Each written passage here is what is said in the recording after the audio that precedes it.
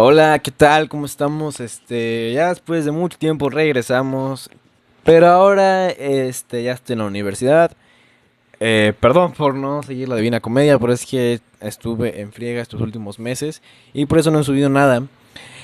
Y es que al momento de elegir mi carrera, pues no pensaba que me iba a tardar tanto, o sea, me iba a tomar muchas cosas, pero resulta que tengo que leer. Y voy a leer bastante, entonces son como unas 25, son 23 páginas, no es mucho. Espero leérmelo todo de una sentada. Pero más que nada esto lo hago para pues enfocarme más en mi lectura y pues eso, ¿no? Lo que vamos a leer hoy va a ser el periodismo y la libertad de prensa en México desde la colonia hasta la Constitución de 1857. Por Oscar A. Müller Krill. Sumario. 1. La imprenta. El precursor moderno del periodismo. 2. Difusión periodística en los primeros siglos del dominio hispano en América. 3. El periodismo liberal en la colonia. El caso de José Antonio Álzate. 4. El periodismo durante la Guerra de Independencia en México. 5. Análisis histórico del periodismo postindependiente. 6. La regulación jurídica de la libertad de imprenta. De la independencia a la Constitución de 1857. 7. Conclusiones. 8. Fuentes. Ok, va. 1. La imprenta. El precursor moderno del periodismo. Guillamet. Guillamet 2004. O sea, entre paréntesis, ¿no?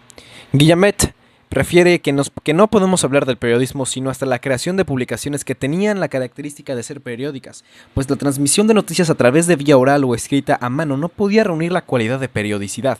A esto agregaría que otra circunstancia que distingue al periodismo es la transmisión masiva de la información, lo que tampoco se podría lograr sino a través de medios impresos por vía mecánica. Fue la creación de la imprenta de tipos móviles lo que dio a la sociedad la capacidad de producir documentos que transmitían información a las comunidades en forma masiva. Antes, existían herramientas que se utilizaban, sobre todo para guardar noticias históricas o registros administrativos. Entre esos últimos encontramos sin duda las tablillas sumerias de barro, en que se registraban los actos de gobierno mediante escritura cuneiforme, como son los fragmentos del Código de Hammurabi que se exhiben en el Museo del Louvre, o a través de imágenes que se pueden observar en pinturas rupestres de las comunidades primitivas, y en formas más sofisticadas en la columna de Trajano, que aún subsiste en Roma, y en la que se relata la conquista de ese emperador romano al reino dacio, a través de figuras muy estilizadas. Los antecedentes de lo que luego se transformaría en periodismo los encontramos en las figuras que nos presenta el referido autor de la transmisión de noticias e historias en forma verbal durante la Edad Media por los juglares y bardos que recorrían las poblaciones llevando de una a otra la información que recababan durante sus recorridos. En forma similar actuaban en México los comerciantes en el Imperio Azteca, quienes en su recorrido recababan noticias que transmitían al llegar a sus puntos de destino, e inclusive servían como espías para las clases gobernantes. Eso es, entre paréntesis, León Portilla, 1995, página 329. La difusión noticiosa por escrito se encuentra en el siglo XIX, en el siglo XIV. Ok, no me quería ver así de... que no sé, no, bueno, pero ajá. En el siglo XIV, en donde encontramos figuras que hacían circular manuscritos. En Francia, los novelistes en Italia aparece... A ver, en Francia, los novelistes en Italia aparece por primera vez la palabra rapporticit, reportero, o gazzetanti, para referirse a quienes daban servicios regulares de correspondencia a las clases altas. Eso es de Guillamet, 2004, página 25.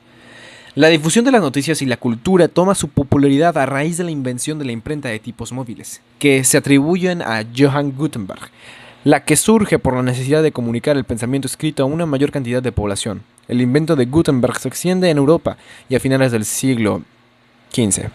Venecia era ya conocida como la capital del libro.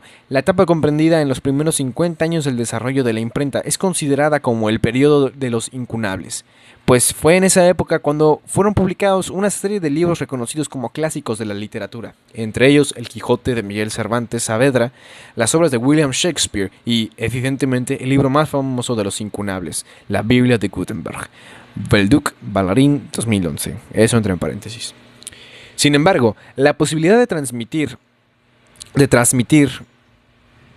ok, que dice transmitir. Sin embargo, la posibilidad de transmitir información en forma masiva que derivó de la imprenta no fue vista con buenos ojos por las autoridades políticas y eclesiásticas. Guillamet refiere como Pío V detuvo a Niccolò Franco, proveedor de noticias, y 3 años después se emitió la bula Romani Pontificis Providentia, que prohibía los escritos a los artesanos del aviso. Gregorio XIII, en 1572, anatemizó a aquellos que recogían noticias y las transmitían. Es indudable que el control del conocimiento salía del poder de la Iglesia, y que éste veía con malos ojos el invento que permitía popularizar aquel. Entre estos impresos se encuentran las gacetas semanales, que habían tenido su origen en las instalaciones de los servicios de correos permanentes en Europa. Estas tenían una periodicidad semanal. La entrega del producto impreso se hacía en hojas sueltas a los dueños de las postas, donde llegaban los corredores. Para finales del siglo XV se habían estandarizado estos noticieros en formatos de hojas de 4, 8 o 10 y 6 o de 8 o 16 hojas, y por su forma de redacción fueron surgiendo las actuales líneas del periodismo. El noticioso de opinión y propaganda. Todo Guillanet, 2004, páginas 50 y 51. Eso en paréntesis. Por lo que concierne a la libertad de expresión, es de especial importancia el género de opinión conocido como libelo, que sirvió para difundir ideas contrarias al statu quo de las monarquías y la Iglesia. Su contenido era generalmente difamatorio, lo que provocó censuras tanto civiles como religiosas y persecuciones de impresores. Un ejemplo de esto fue la difusión de la teología de Lutero por este medio. Y, para las clases analfabetas, la producción libelos con imágenes burlescas fue otra forma de expresar el descontento o la crítica hacia las clases dominantes. Guillamet, 2004. Guillamet define al libelo como un escrito difamatorio contra alguna persona o cosa, según una palabra proveniente de la historia religiosa del antiguo Israel, que se aplicó por extensión a los excesos del periodismo de opinión.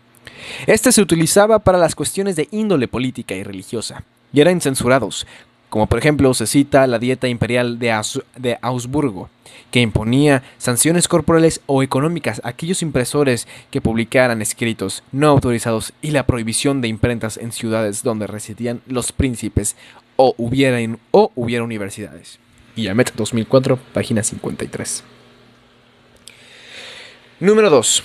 Difusión periodística en los primeros siglos del dominio hispano en América. El primer periódico... Empezamos de nuevo. El primer periódico impreso se publicó en Nuremberg en 1457 y fue denominado Nuremberg Zeitung, y en México la primera publicación de esta índole fue el titulado Hoja de México, cuya primera edición surgió en 1541. La primera imprenta en América fue instalada en México entre los años 1536 a 1539. De esta emanaban hojas volantes que contenían noticias del momento y que en la actualidad son reconocidas como antecedentes de los periódicos en el país. Sin embargo, no existía en realidad una libertad de información, en tanto que la corona española las censuraba estas publicaciones, y debido a las pocas imprentas existentes durante ese periodo, los impresores eran fácilmente detectables. Es por eso que un espíritu de supervivencia limitaba el contenido de las publicaciones. No fue sino hasta las reformas borbónicas del siglo XVIII cuando empezaron a nacer las publicaciones noticiosas más regulares. Pero sobre todo la dificultad para surtirse de materia prima y el analfabetismo de la época eran los principales obstáculos que impedían la existencia de publicaciones periódicas durante los primeros siglos. Fernández, 2010. Eso en paréntesis. En el siguiente siglo surge en la América Ibera, sobre todo en México y Perú, un periodismo denominado de hojas volantes, que solían imprimirse a la llegada de flotas desde el viejo continente u otros lugares lejanos, con las cuales se pretendía difundir la noticia venida de aquellos lugares, sin dejar de hacerlo respecto a las noticias recientes de los virreinatos, es decir, noticias más locales. Para el siglo XVIII, se generaliza la publicación de periódicos continuos con distintas secciones noticiosas, entre ellos Gaceta de México y Noticia de la Nueva España en 1722, o la Gaceta de Lima en 1743 y el Diario de Lima en 1790. Mundial, entre paréntesis. Estos primeros órganos de difusión tenían por objeto estrechar la relación entre la corona española y sus súbditos transmarinos. Informaban sobre acontecimientos locales y noticiosos, aunque también procuraban exaltar los logros de la corona en Europa. Esta necesidad de fortalecer las relaciones con las colonias se vuelve más imperiosa a finales del siglo XVIII, ante el creciente descontento de la clase criolla y el avance de la ideología de la Ilustración, que pretendía debilitar el poder de las monarquías. Bernedo, 2004, entre paréntesis. Entre estos impresos se encuentran las gacetas semanales, que habían tenido su origen en las instalaciones de los servicios de correos permanentes en Europa, los que tenían una periodicidad semanal y hacían entrega del producto impreso en hojas sueltas a los dueños de las postas donde llegaban los corredores. Para finales del siglo XVIII se habían estandarizado estos noticieros en formatos de hojas de 4, 8 o 16 hojas, y por su forma de redacción fueron surgiendo las actuales líneas de periodismo, el noticioso, de opinión y propaganda. Guillamet, 2004, páginas 50 y 51. La prensa americana de la segunda mitad del siglo XVIII busca separarse del oficialismo para promover las ideas, entonces revolucionarias, de la Ilustración, que a través de pensadores como Hobbes y Rousseau ponían en el tapete de la discusión el derecho divino de los sistemas monárquicos, lo que no fue sencillo, pues las autoridades combatían este tipo de expresiones. Un ejemplo de esto fue lo sucedido con el periodista José Antonio Alzate. Bernedo, 2004, entre paréntesis, conforme se pasa a relatar en el siguiente apartado. Vamos en el número 3. El periodismo liberal en la colonia. El caso de José Antonio Alzate. Juan Ignacio de Castorena y Ursúa es quien crea la primera publicación periódica en México, el 1 de enero de 1722, denominada Gaceta de México y Noticias de la Nueva España. Fernández 2010, entre paréntesis. Esta fue una publicación periódica que duró 6 meses. Y fue reeditada 6 años, una publicación periódica. Y fue reeditada 6 años después con el nombre de la Gaceta de México, por Fray Francisco Sahagún hasta 1739.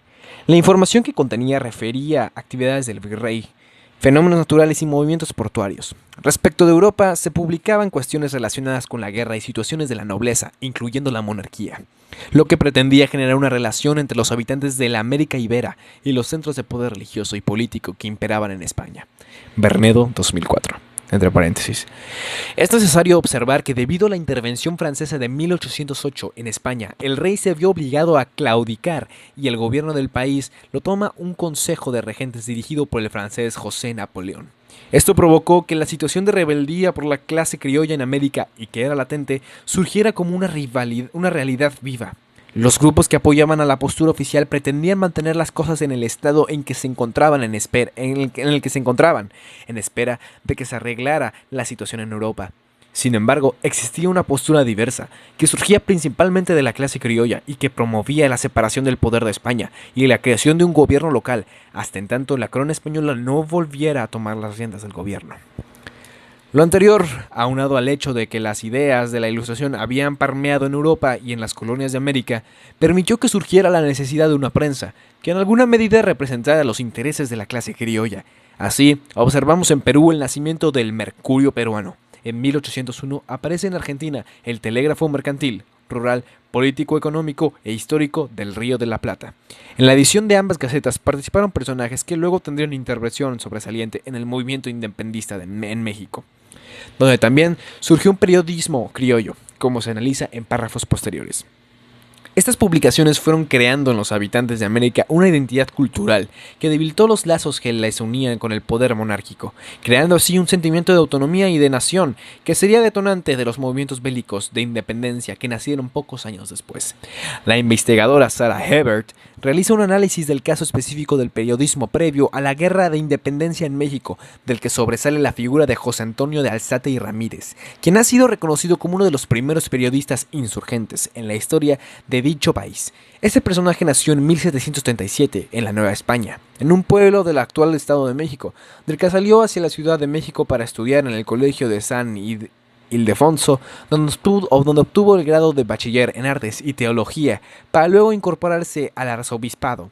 Desde 1767 se manifestó por el gusto en la comunicación escrita y publicó su primer periódico, el Diario Literario de México, que fue un hecho inusitado, pues la última publicación de esa índole había sido la antes mencionada, Gaceta de México, hacía ya más de 40 años. Hebert, 2011, entre paréntesis. El Diario Literario de México se inspiraba, según describió su autor, en los diarios que en esas fechas se publicaban en Europa. Procuraba conciliar las ideas religiosas con las ciencias y así combatía cuestiones contrarias a la religión, como los almanaques predictivos y la astrología. Publicó también cuestiones tecnológicas sobre la explotación de las minas o el origen de los terremotos, sobre el cultivo del cacao o sobre los relojes de bolsillo, que en aquel tiempo empezaban a usarse. En la última edición de este diario se encuentra un artículo que contiene críticas hacia la forma de ver el teatro en España y pone en duda la nacionalidad del entonces virrey Lacroix, lo que motivó la prohibición de publicaciones futuras. Hebert, 2011, entre paréntesis. Para 1772, Álzate publica un nuevo periódico, ahora denominado Los Asuntos Varios sobre las Ciencias y Artes, en el que procura llevar a los lectores de la Nueva España a la prensa científica, que en este tiempo se publicaba en Europa. Esta publicación fue también de vida limitada, ya que solo logró 3 ediciones, y fue prohibida en 1773 por las autoridades, locales en este caso. Los motivos exactos se desconocen, aunque es posible que hubiera sido considerado como subversivo por las autoridades. Hebert, 2011, página 12. Entre paréntesis. En 1784 resurge la Gaceta de México, ahora publicada por Manuel Antonio Valdés. Fue un instrumento periodístico de índole oficialista que procuraba dar a las autoridades un espacio ante la sociedad y se elaboraba principalmente con información proporcionada por estas, aunque no soslayaba cuestiones científicas o de interés de la comunidad. Es en este ambiente, en 1787, cuando aparece la nueva publicación de Álzate, Observaciones sobre la física, historia natural y artes útiles. Para este tiempo, el periodista había acrecentado sus conocimientos y, de nueva cuenta, realiza publicaciones de tipo científico, inspirándose tanto en la Gaceta de Valdés como en el periódico francés Journal de Physique. Sin embargo, este nuevo periódico tuvo también una vida efímera, pues después de 14 números se extinguió, para dar nacimiento a la nueva obra denominada La Gaceta de Literatura en México. En esta se ve continuidad con la tendencia periodística del editor respecto a asuntos científicos, entre otros, relaciones sobre costumbres y vestigios de la época prehispánica, temas de historia natural, arquitectura hidráulica y aspectos para la mejora de la economía de la Nueva España, lo que le hizo ver como una persona que buscaba un proyecto patriótico, provocando la nueva suspensión del periódico. Hebert, 2011, entre paréntesis. Como promotor de las ciencias, Álzate es considerado como un factor de expresión que buscaba la superación de la sociedad novohispánica, lo que no siempre fue visto con buenos ojos para las autoridades peninsulares, y le costó el tener que ejercer el periodismo con altibajos, en un ambiente en que la libertad de expresión era anatematizada. Hebert, 2011. Ok. 4. El periodismo durante la Guerra de Independencia en México. Álvarez Ferrusquía menciona que la Guerra de Independencia se libró desde sus comienzos en 2 frentes, en el campo de batalla y en el campo de la prensa escrita. 3 meses después del Grito de Dolores, las tropas insurgentes comandadas en ese momento por Miguel Hidalgo entraron en la ciudad de Guadalajara. Álvarez Ferrusquía, 2012, entre paréntesis. Y entre las personas con quienes el insurgente entabló contacto fueron los impresores Francisco Savero Maldonado y Ángel Sierra, a quienes se encargó editar una publicación que permitiera conocer la causa de la independencia, y surgió así el Despertador Americano. Herrera Peredo, 2009, entre paréntesis, con cuyas publicaciones se buscaría legitimar sus aspiraciones y acciones de independencia, consagrar la libertad de los esclavos y los derechos de propiedad de los indígenas, denunciar los vicios de la política peninsular en México y dar cuenta de los avances y victorias de sus fuerzas insurgentes. Bernedo, 2004, página 140, entre paréntesis. Este periódico publicó 7 números, que contenían de 2 a 7 páginas y entre 500 y 2000 ejemplares por tiraje. El último ejemplar se publicó el 17 de enero de 1811, fecha en que Hidalgo fue derrotado por las tropas comandadas por Calleja en el paraje conocido como Puente de Calderón. Pero no fue la única publicación que promovió el movimiento de independencia, ya que también se cuentan el Seminario Patriótico Americano, la Gaceta del Gobierno Provisional, el México Independiente, la Gaceta del Gobierno de Guadalajara y dos periódicos editados por José María Cos, el Ilustrador Nacional y el Ilustrador Americano, Vázquez 2008, entre paréntesis. En la población de Sultepec, al suroeste de la capital de la Nueva España, ante la Junta de Gobierno insurgente, encabezada por Ignacio López Rayón, fue trasladado José María Cos, desde su natal Zacatecas. En este lugar se unió a la causa insurgente e inició la publicación del Ilustrador Nacional, lo que hizo elaborando manualmente sus propios tipos de madera y la tinta con aceite y añil. Definió su obra como la imprenta nacional y la describió en el primer número de su periódico de la siguiente manera: una imprenta fabricada con nuestras propias manos entre la agitación y el estruendo de la guerra y en un estado de movilidad, sin artífices, sin instrumentos y sin otras luces que las que nos han dado la reflexión y la necesidad. Es un comprobante incontestable del ingenio americano, siempre fecundísimo en recursos e inalcanzables en sus extraordinarios esfuerzos por sacudir el yugo degradante y opresor. Álvarez Ferrugia, 2012, páginas 124 y 125, entre paréntesis. Esta obra fue publicada semanalmente a partir del 11 de abril de 1812.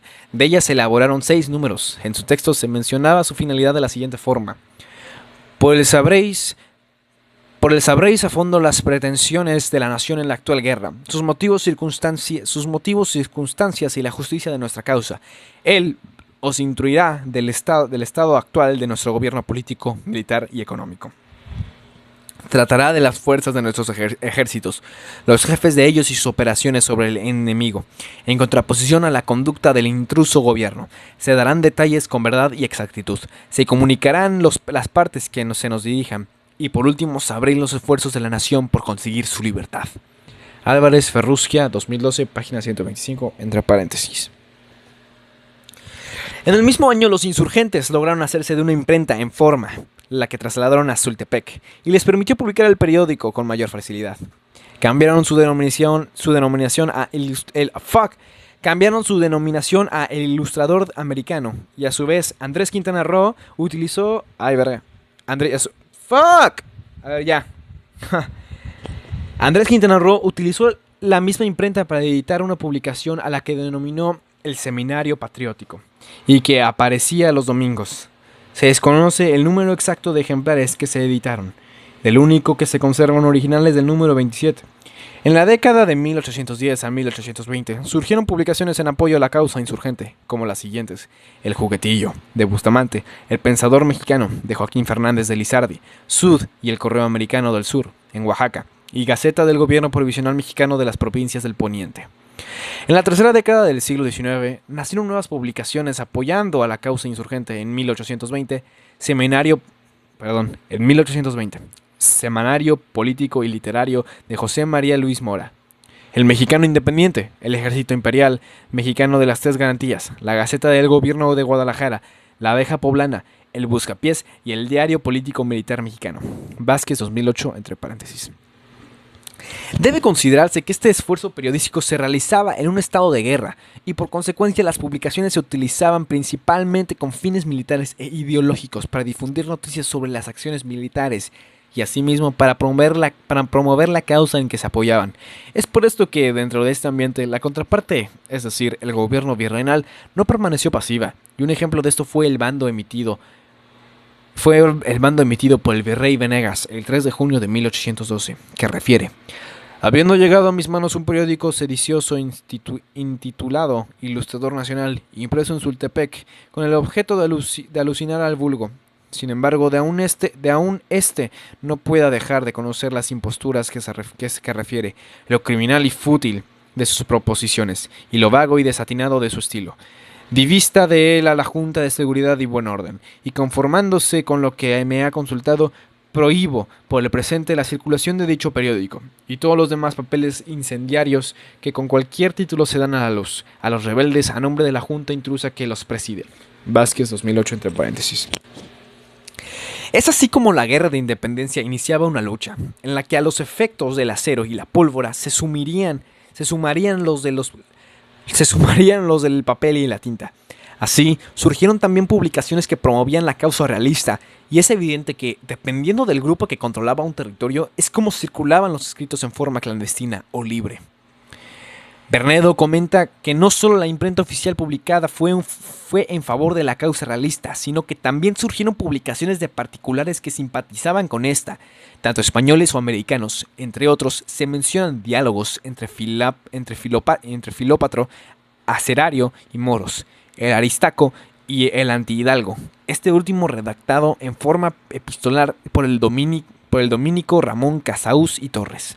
Bernedo 2004, entre paréntesis.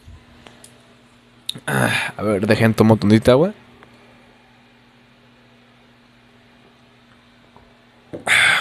Ok. Venga. 5. Análisis histórico del periodismo postindependiente. Ok. En América la transición fue dura y dejó muchas diferencias entre los grupos en el poder y por tanto, la consolidación de las recientes repúblicas fue un proceso lento. Sin embargo, la constante fue la instauración de gobiernos republicanos sustentados en una constitución escrita y derivada de un proceso de representación popular, lo que en México no se vino a realizar en forma efectiva sino hasta 1857. En 1822 se instaló el primer Congreso Nacional que nombró, por aclamación popular, a Agustín de Iturbide como emperador, el que una vez en el poder disolvió a aquel. Este imperio fue derrumbado por las tropas comandadas por Antonio López de Santa Anna, quien reinstauró el Congreso y nombró una junta de gobierno compuesta por Guadalupe Victoria, Nicolás Bravo y Pedro Celestino Negrete. Durante esta primera mitad del siglo XIX, los grupos antagónicos utilizaban la prensa para disputarse el poder, definiendo sus posturas y alabándose. La lucha en papel y su fuerza dio entrada al control de las publicaciones, y de esta forma la supresión de la libertad de imprenta fue paulatina.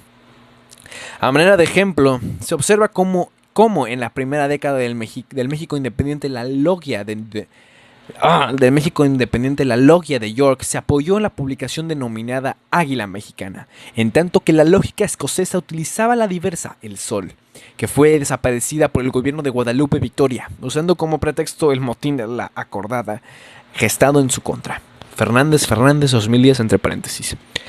En 1825 se realizaron elecciones que beneficiaron a Manuel Gómez Pedraza. Inconforme con esto, Vicente Guerrero organizó una revuelta que obligó al Congreso a declarar nulas en las elecciones y reconocer su triunfo, pero se vio obligado a renunciar en 1829, por lo que se declaró como jefe supremo de la nación a Anastasio Bustamante. Para 1833 entró al gobierno Santa Anna, quien fue sustituido por los presidentes internos, Gómez Farías en 1833, Miguel Barragán en 1835. Después de este, entró a dirigir el país entre 1837 y 1841, de nueva cuenta. Anastasio Bustamante, quien fue destituido por Santa Anna para volver a una serie de interinatos presidenciales. De Nicolás Bravo, quien a su vez fue destituido junto a Santa Anna por el general Paredes Herrera, sustituido a su vez por su homónimo, Paredes Arrillaga, quien luego fue destituido y de nueva cuenta entró Santa Anna como presidente y como vicepresidente Valentín Gómez Farías.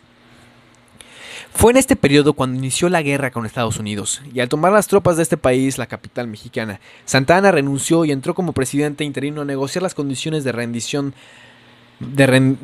Manuel de la Peña y Peña. Bajo su mando se firmó el 2 de febrero de 1848 el Tratado de Guadalupe Hidalgo, y rehecha la relativa paz, el Congreso nombró como presidente a José Joaquín Herrera. En 1851 se efectuaron elecciones de las que salió triunfante Mariano Arista, quien renunció tras una revuelta surgida en Guadalajara y fue sustituido en 1853 por el entonces presidente de la Suprema Corte, Juan Bautista Ceballos, tras cuya renuncia y por nuevas elecciones volvió al poder Antonio López de Santa Anna.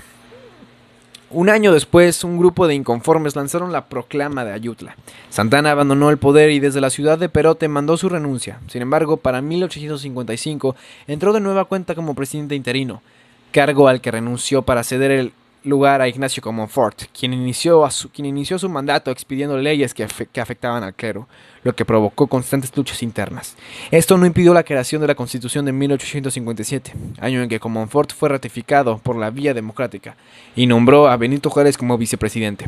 Los conservadores lograron desalojar a este gobierno de la Ciudad de México y entró Zuloaga como presidente por ese bando. Sin embargo, Juárez estableció un gobierno paralelo en Veracruz.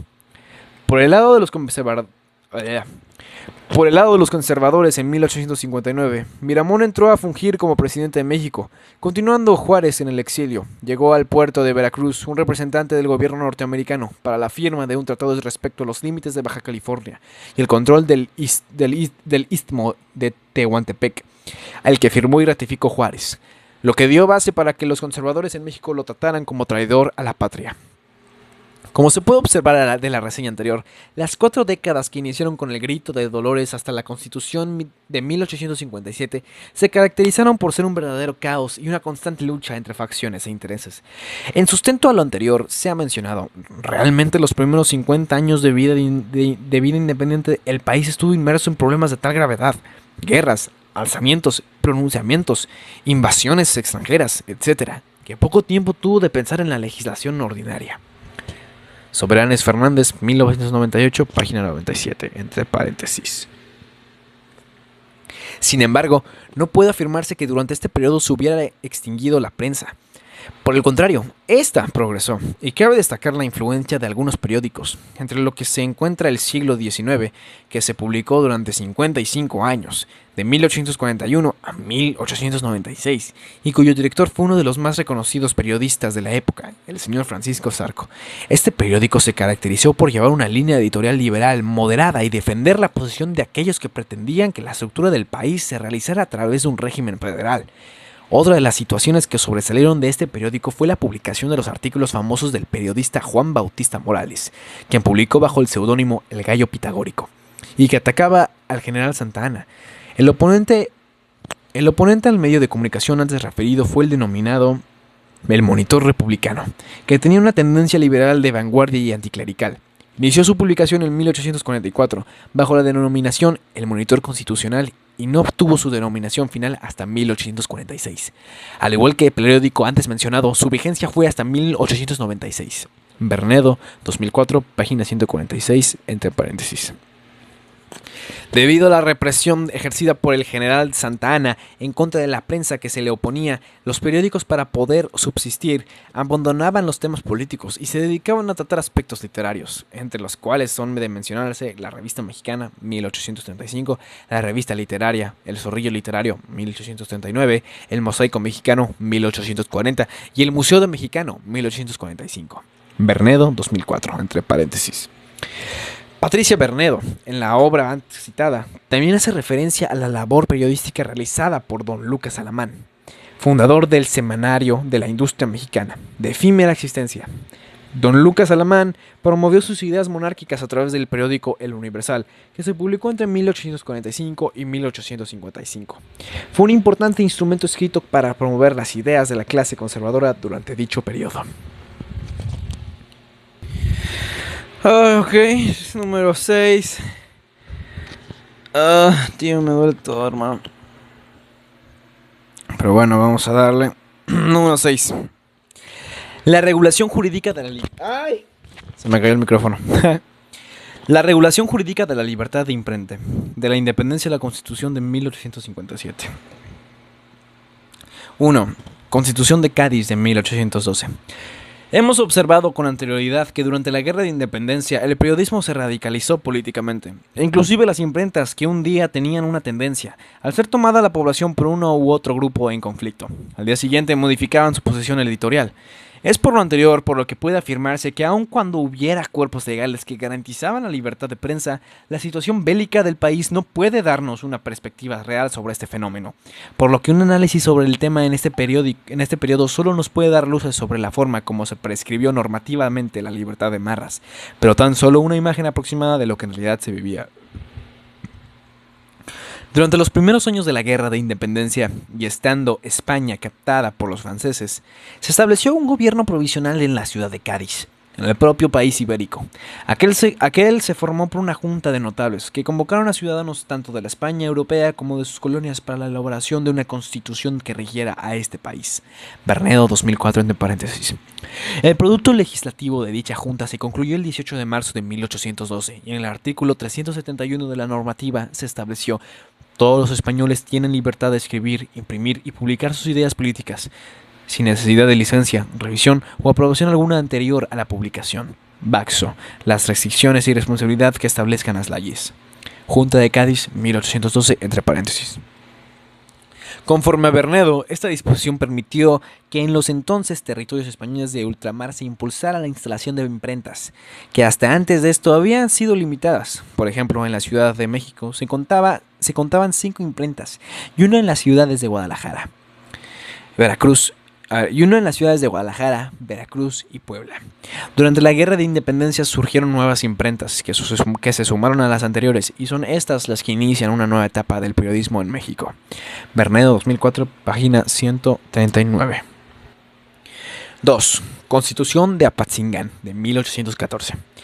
En 1814, los pensadores independientes liderados por José María Morelos expidieron la que se considera como la primera constitución mexicana, denominada Decreto Constitucional para la Libertad de la América Mexicana, más conocida como la Constitución de Apatzingán, por ser en esa ciudad donde fue aprobada por el Congreso formado por tal efecto, aunque no tuvo aplicación, como lo explica José Luis Soberanes, en los siguientes términos.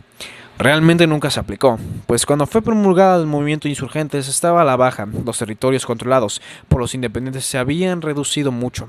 El Congreso y demás autoridades insurgentes, gobierno y Supremo Tribunal, tuvieron que abandonar Apatzingán perseguidos por los realistas y andaban a salto de mata. Soberanes Fernández, 1998, página 95, entre paréntesis.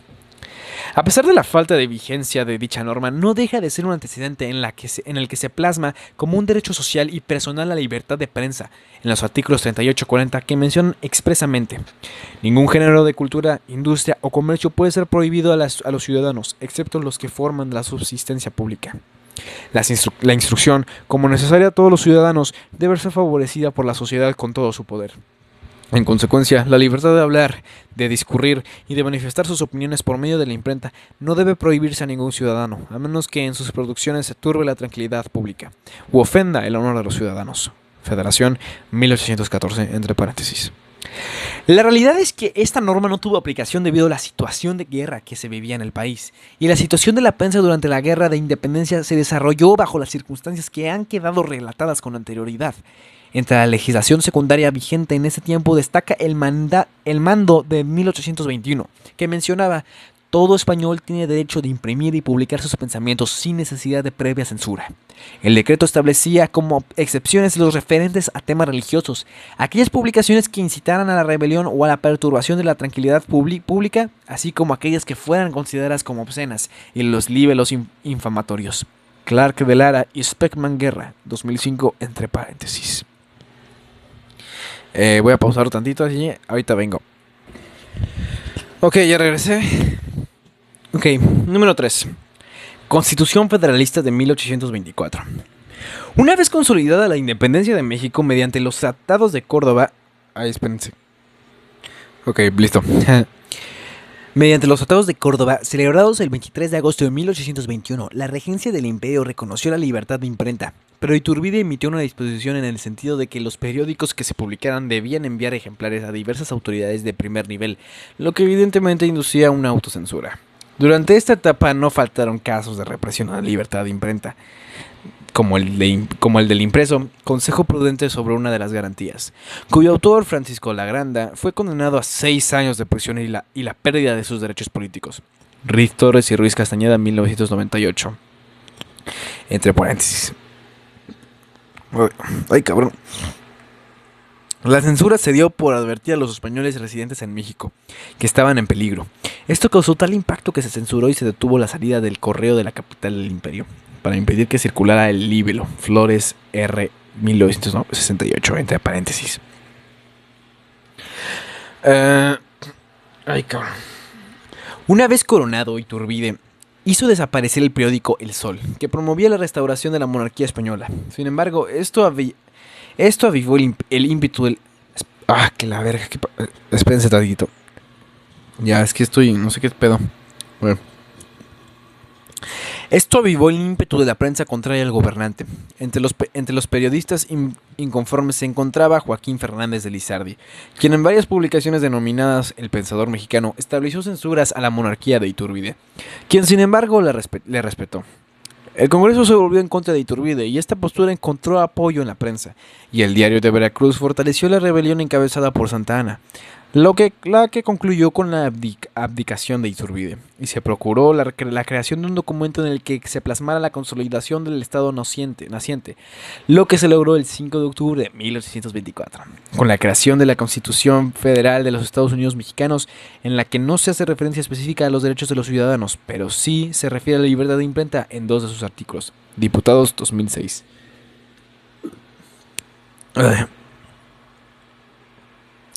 En el artículo 49 menciona las facultades del Congreso Federal en materia legislativa, y en su fracción 3 se menciona que las leyes tendrían por objeto proteger y arreglar la libertad política de imprenta, de modo que jamás se pueda suspender su ejercicio, y mucho menos abolirse en ninguno de los estados ni territorios de la nación.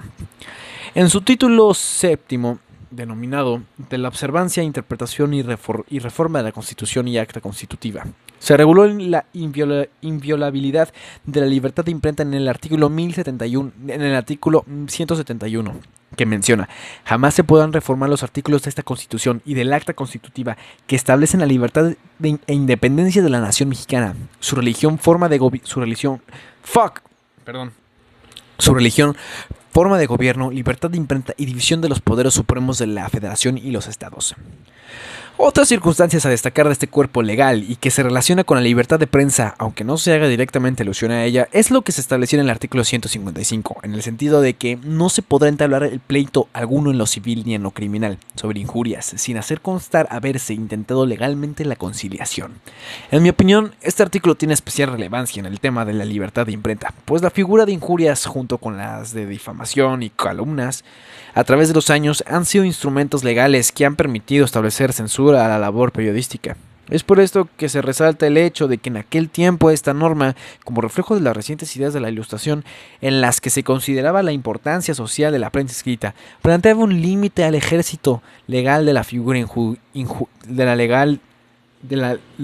aquí planteaba un límite al ejercicio legal de la figura de injurias, que favorecía la capacidad de expresión en lo individual y a través de la prensa, exigiendo la prueba de un proceso de conciliación entre la parte injuriada y el perpetrador de las expresiones dañosas. El 4 de septiembre de 1829, Vicente Guerrero emitió el decreto sobre abusos de la libertad imprenta, que tenía por objeto acallar las críticas en contra de su gobierno, estableciendo que dichos abusos serían juzgados administrativamente. Anastasio Bustamante, por su parte, persiguió a la prensa oposicionista en el centro de la República, lo que motivó que dicho tipo de prensa resurgiera en provincia y fuera utilizada como una herramienta de lucha por Santa Anna para derrocar a Bustamante. Fernández 2010. Para la década de 1830, la sociedad mexicana se había acostumbrado a su vida independiente y como tal las fuerzas políticas se dividían conforme a su identidad ideológica, como liberales y conservadores. Esos últimos seguían a grandes rasgos las corrientes de pensamiento provenientes de Norteamérica y de Europa, pero con un contexto propio, que se caracterizaba por la presencia y fuerza de la Iglesia Católica y su influencia en la sociedad del país, lo que daba un matiz de relaciones Iglesia-Estado que se reflejaba en las tendencias conservadoras extremas frente a las republicanas. Reed menciona que, bajo las referidas circunstancias, era evidente una prensa caracterizada por el encono político, lo que dio al periodismo un papel protagónico y orientador de la opinión pública que no existía en los años previos, pues la necesidad de lograr la independencia había uniformado aquella en tal sentido, pero a medida que las facciones políticas se iban consolidando, la prensa fue tomando partido por una u otra ideología respecto al camino que debía seguir la naciente república. Respecto al camino que debía seguir la naciente república. Ruiz Torres y Ruiz Castañeda, 1998. Entre paréntesis.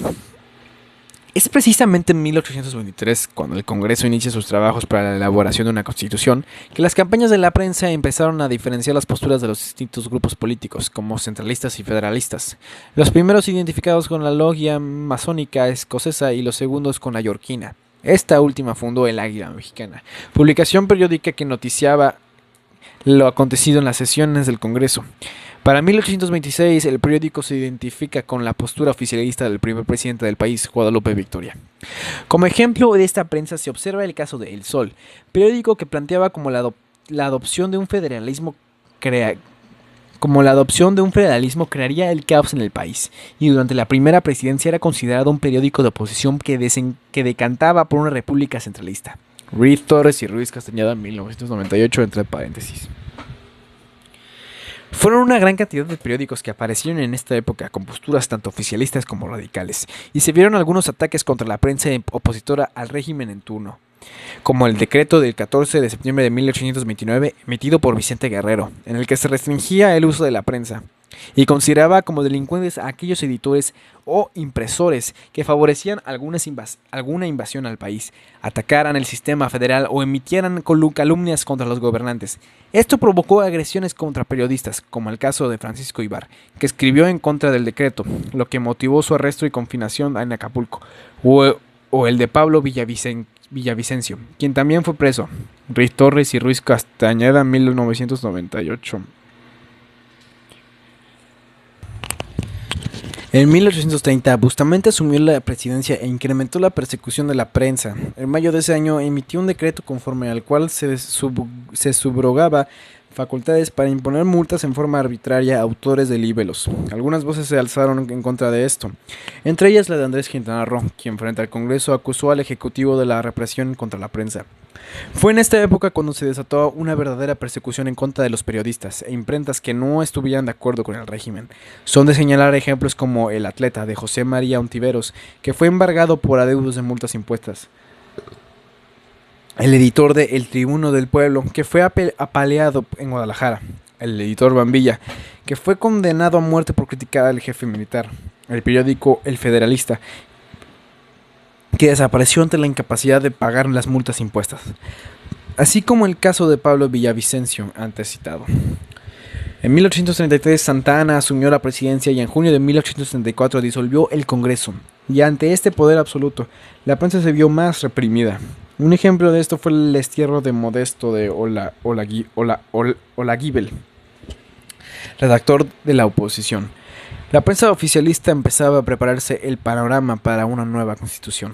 Ruiz Torres y Ruiz Castañeda, 1998, entre paréntesis. Ok. A ver, espérense, pausa tantito. 4. Las 7 leyes constitucionales de 1836.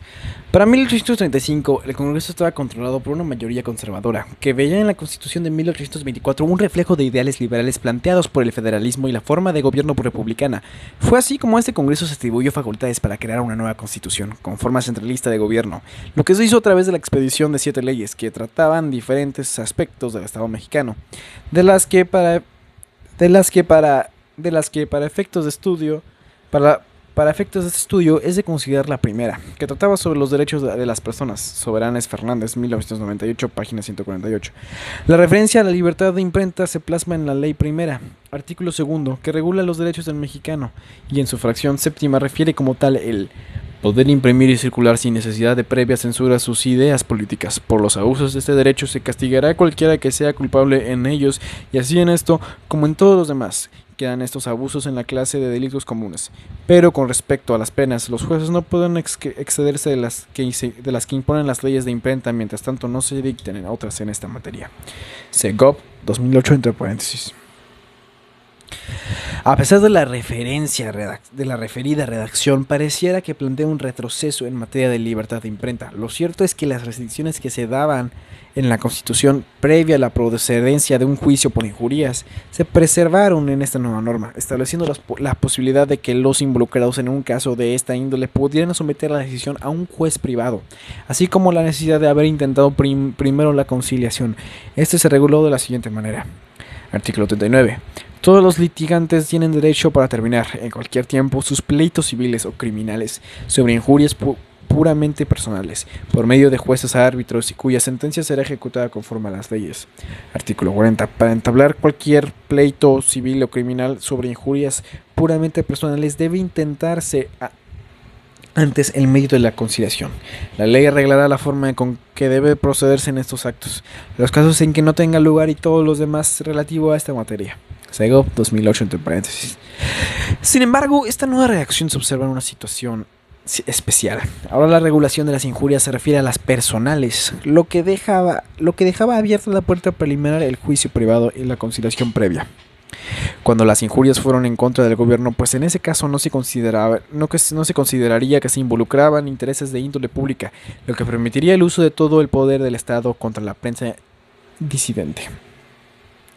Con el centralismo de Santa Anna en 1836 surge una lucha de prensa entre las tendencias centralistas y federal.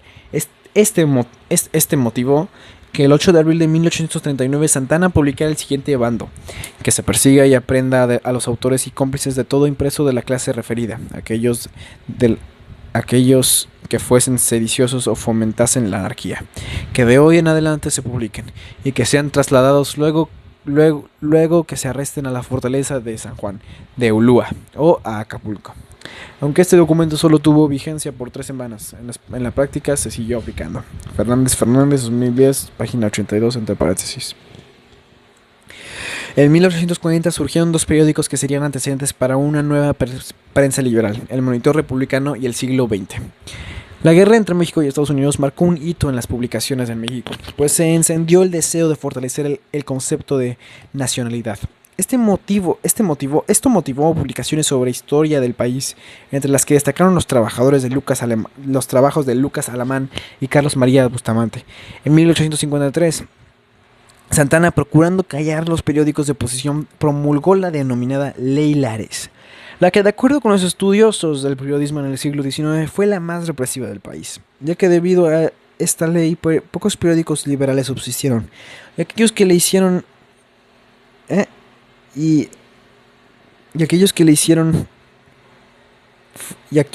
le hicieron fue con base en la publicación de anuncios y noticias simples. Además de los aspectos restrictivos a la libertad de imprenta que antes se han mencionado, los aspectos... ¿Qué? What the fuck?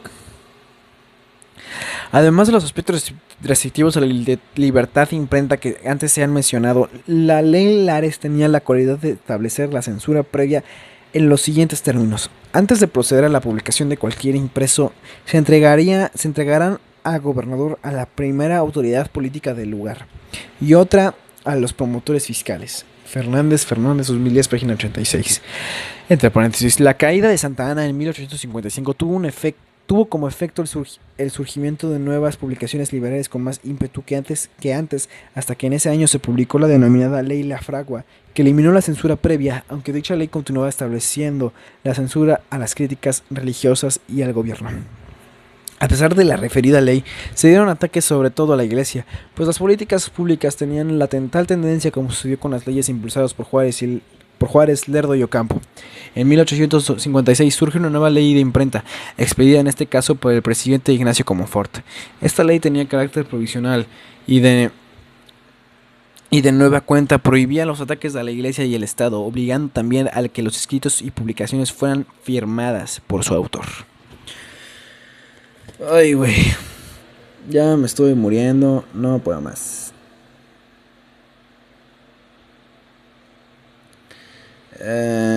Pues bueno. Número 5. Constitución de 1857. En esta constitución encontramos ya una diferencia entre la libertad de expresión y la libertad de imprenta, pues establece la dimensión privada de la primera y la difusión pública de la segunda. Esto se refleja en el texto de los artículos siguientes. Artículo 6. La manifestación de las ideas no puede ser objeto de ninguna inquisición judicial o administrativa, sino en el caso de ataque moral. Los derechos de tercero provoque algún crimen o delito o perturbe el orden público. Artículo 7. Es inviolable la libertad de escribir y publicar artículos sobre cualquier materia. Ninguna ley ni autoridad puede establecer la previa censura, ni exigir fianza a los autores o impresores, ni coartar la libertad de imprenta, que no tiene más límites que el respeto a la vida privada, a la moral y a la paz pública. Los delitos de imprenta serán juzgados por un jurado que califique el hecho y por otros que aplique la ley y designe la pena. Zarco, 1868, entre paréntesis. El 14 de febrero de 1856 dieron inicio las sesiones preparatorias para la integración y trabajo del Congreso Constituyente. El día 20 se integraron las comisiones reglamentarias, quedando a cargo de los señores Rosas, Pérez Gallardo y Cetina Abad como propietarios, y Justino Fernández como suplente. La relativa a la libertad de imprenta. La discusión sobre el artículo sexto se dio el 25 de julio de ese año. Hubo fuertes discusiones en las que se argumentó, no sin razón, que las expresiones sexuales que limitan la libertad de expresión eran bastante vagas y pudieran prestarse a la creación de leyes secundarias que regulan como crímenes situaciones absurdas, de tal forma que se volviera inaplicable la libertad. Por lo que concierne a derechos de terceros, se argumentaba que debiera regularse que solo respecto de aquellos derechos protegidos por la ley y similares controversias se dieron respecto de los conceptos de moral y orden público. Sin embargo, el texto del artículo quedó como se ha transcrito con una votación de 56 a favor y 30 en contra. Cerco 1857, entre paréntesis. Por lo que toca a la libertad de imprenta, que se reguló en el artículo séptimo, la discusión parlamentaria se efectuó los días 25 y 28 de julio y el 20 de noviembre de 1856. El primer párrafo del artículo séptimo fue aprobado por 90 votos a favor y 2 en contra. El segundo por 60 a favor y 33 en contra. Y el último por 88 a favor y 3 en contra. Zarco 1857, página 8, entre paréntesis. De esto se desprende que reinaba una opinión favorable a la libertad de imprenta como una herramienta para la circulación de las ideas y por ende para la democracia. Número 7. Conclusiones. Durante la época colonial en el territorio de la Nueva España no se puede hablar de una libertad de imprenta, en los términos que derivan de la libertad de expresión de las ideas, tal y como lo conocemos en la actualidad. Quienes se dedicaban a producir impresos de circulación masiva cuidaban de realizar críticas al poder político por temor a las represalias que, desde un punto de vista de la normatividad vigente en ese tiempo, serían aplicadas. En la segunda mitad del siglo XVIII surgió una prensa que, si bien no exponía ideas contrarias a la corona directamente, sí lo hizo en forma de velada en cuanto a la promoción de la libertad individual e ideología de la Ilustración. En el periodo que duró la Guerra de Independencia, a pesar de las disposiciones contenidas en la Constitución Española de Cádiz, cuya vigencia fue efímera, la imprenta sirvió como un arma ideológica que se promovía de acuerdo con los poderes que controlaban un territorio específico, y los impresores se veían prácticamente obligados a realizar impresos que promovían desde puntos de vista ideológicos o bélicos, de acuerdo con las órdenes que recibían del grupo que detentara el poder en la región específica, aunque son de resaltarse algunos casos en que la actividad periodística se destacó por la valentía y el esfuerzo de algunos de sus representantes. En el periodo independiente y hasta la Constitución de 1857, si bien la libertad de imprenta se plasmaba en los textos constitucionales, México fue un país que se encontraba en continuas luchas intestinas por el poder, y la posibilidad de producir impresos que pretendían crear una opinión pública contra quienes detentaban el poder político se veía muy reducida. La elaboración de la Constitución de 1857 se produjo entre un choque de ideologías de grupos conservadores y liberales, donde se impuso la decisión del último, lo que marcó un hito al establecer una diferencia entre la libertad de expresión como la posibilidad de expresiones de ideas y la libertad de imprenta como la difusión masiva de la información. Imperó un criterio protector del derecho mediante la protección a través del jurado popular y su diversidad en la decisión de la comisión de abusos en la actividad de información y la aplicación de sanciones. Número 8. Fuentes y me vale madre. Esto ya terminé la chingada. Fue un chingo de lectura, la verdad no estoy preparado. Alguien sálveme de la universidad, espero que les haya gustado. Yo me voy a chingar a mi putísima madre. Chao.